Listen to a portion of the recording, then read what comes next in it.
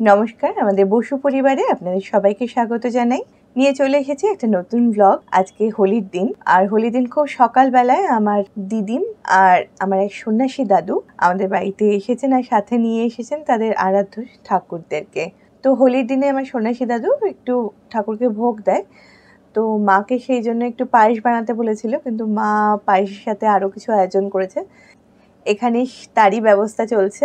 এই পায়েস বসে গেছে, আর অন্যদিকে 5 রকমের ভাজা কেটে রাখা রয়েছে। তো পায়েস হবে, 5 রকমের ভাজা হবে আর খিচুড়ি হবে। দাদু শুধু পায়েস করতেই বলেছিলেন, কারণ মায়ের 8 দিন আগে চোখ অপারেশন হয়েছিল, আপনারা অনেকেই জানেন। তার জন্য মায়ের ধোয়া লাগানো বারণ ছিল, যার ফলে মা 7-8 দিন রান্না করেনি। তো আজকে 7-8 দিন পরে প্রথমবার রান্না করবে। তো এখানে দেখুন পায়েস বসিয়ে দিয়েছে, আর এখানে ঠাকুরের আসনের ব্যবস্থা করা হয়েছে। আর এই যে এখানে সব ঠাকুরের জিনিসপত্র গুছিয়ে রাখা রয়েছে, সাথে দিদিম যেগুলো নিয়ে এসেছে সাথে করে সেগুলোও রয়েছে। এখন এগুলো সব সাজিয়ে দেওয়া হবে। আর এই যে এদিকে দেখুন পায়েসটা তৈরি হয়ে গেছে। মায়ের হাতের এই পায়েসটা খেতে দুর্দান্ত ভালো হয়, ভীষণ ভীষণ ভালো হয়। যাকে এটা তৈরি হয়ে গেছে। আর অন্যদিকে চাটনিও বসিয়ে দিয়েছিল, চাটনিটাও তৈরি হয়ে গেছে প্রায়। মা বলে যে অনেক পদে রান্না করতে গেলে বা এরকম ভোগের রান্না করতে গেলে সবার আগে পায়েস আর চাটনিটা করে নেওয়া হয়। তো এই প্রথমে চাটনি আর পায়েসটা হয়ে গেছে, এবার একে একে ভাজাগুলো করে নিচ্ছে। আর অন্যদিকে খিচুড়িটাও বসিয়ে দিয়েছে, সব সবজি দিয়ে খিচুড়ি করা হচ্ছে। আর এই যে দেখুন খিচুড়িটা অবশ্য দুভাগে করা হচ্ছে, কারণ অত বড় পাত্র নেই যার মধ্যে একবারে সবার খিচুড়ি হতে পারে। তো সেই জন্য দুভাগে খিচুড়িটা রান্না করা হচ্ছে। আর বেগুনও ভাজা হয়ে গেছে, এদিকে কুমড়ো ভাজা হচ্ছে, 5 রকম ভাজা রয়েছে। আর ওদিকে কাঁচকলা আর পটলও হবে। এই যে কাঁচকলাগুলো খোসা সিদ্ধই ভাজা হচ্ছে, আর পটলগুলোর গায়ে একটু চেরা চেরা করে দাগ কেটে একটু সুন্দর ডিজাইন করে নেওয়া হয়েছে, ফুল পটলের মতো দেখতে লাগবে। এই যে খিচুড়িটা প্রায় হয়ে গেছে, খিচুড়িটাও কিন্তু খেতে ভীষণ ভালো হয়েছিল। তো এটাও হয়ে গেছে, একটু ঘি দিয়ে নামিয়ে দেওয়া হবে। ভোগ নিবেদন করা হয়ে গেছে, এখানে পুজো শুরু হয়ে গেছে। সন্ন্যাসী দাদু আর দিদিম পুজো করছেন। আমি সন্ন্যাসী দাদুর মুখ দেখালাম না, কারণ কি উনি ভিডিওর সামনে আসতে চান না।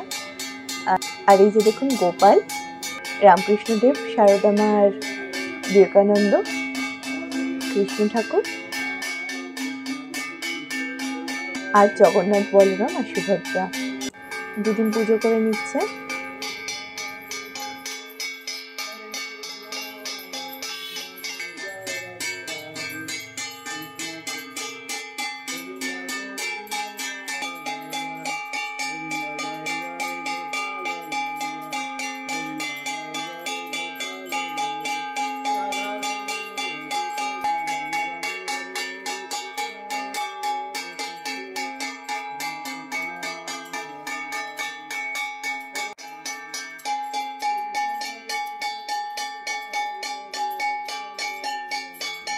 এই যে দেখুন পায়েস, চাটনি, মিষ্টি, খিচুড়ির উপর দিয়ে ঘি দেওয়া হয়েছে, 5 রকমের ভাজা, বেগুন ভাজা, কাঁচকলা, পটল, কুমড়ো আর আলু ভাজা। আর এখানে আরেক ভাগে খিচুড়ি,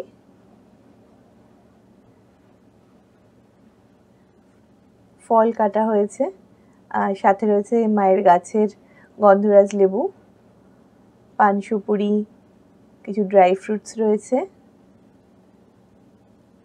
এখানে ছোলা, বাদাম, ভেজানো নারকেল কোড়া, নকুলদানা, বাতাসা আর আম দেওয়া রয়েছে। এই ছোট্ট আয়োজন। পুজোর পর মা, বাবা, দিদিম, দাদু সবাই প্রসাদ খেয়েছিল, কিন্তু আমার সেই সৌভাগ্য হয়নি, কারণ আমি সেদিন যেতে পারিনি ওই বাড়িতে। আমি, আমার মেয়ে, আমার হাজব্যান্ড আমার বাড়িতেই ছিলাম। তো এখানেই আমরা হোলি সেলিব্রেট করেছি, তো সেই জন্য প্রসাদ খাওয়ার সৌভাগ্য হয়নি। যদিও মা একটু প্রসাদ রেখেছিল, সেটা আমি পরের দিন খেয়েছি। আর এখন সন্ধ্যাবেলায় মা আবারও সন্ধ্যাবেলার ভোগের ব্যবস্থা করছে।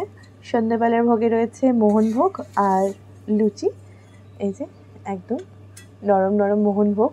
মা এই মোহনভোগটা দারুণ বানায়, অনেকটা সময় নিয়ে তৈরি করে কিন্তু খেতে ভীষণ ভালো হয়। অনেকক্ষণ ধরে মা তৈরি করে, ধৈর্য নিয়ে তৈরি করে বলেই বোধহয় এত সুন্দর খেতে হয়। মোহনভোগ তৈরি হয়ে গেছে, এখন লুচি ভেজে নিচ্ছে।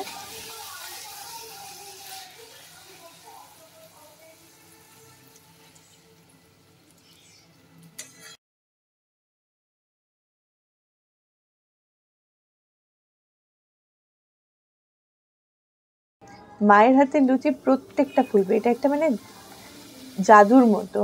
মা লুচি ভাজছে মানে সেগুলো একদম ফুলকো হবেই হবে। এই যে এখানে সব লুচি ভাজা হয়ে গেছে, আর মোহনভোগ তো আগেই তৈরি হয়ে গেছিল। এখন নিবেদন করে দিয়েছে, আর সন্ধ্যা আরতিও শুরু করে দিয়েছে আমার দাদু আর দিদি। সন্ধ্যা আরতি শেষের পথে আজকে দোলের দিনটা মা, বাবা, দিদিমা, দাদু বেশ আনন্দ করেই সুন্দরভাবে কাটিয়েছে, আর আমরাও আমাদের বাড়িতে বেশ আনন্দ করেছি। আশা করি আপনারাও প্রত্যেকে নিজেদের মতো করে অনেক আনন্দ করেছেন, দোল অনেক সুন্দরভাবে কাটিয়েছেন। আজকের ব্লগটা তাহলে এখানেই শেষ করছি, দেখা হবে আরেকটা কোনো ব্লগে। নমস্কার।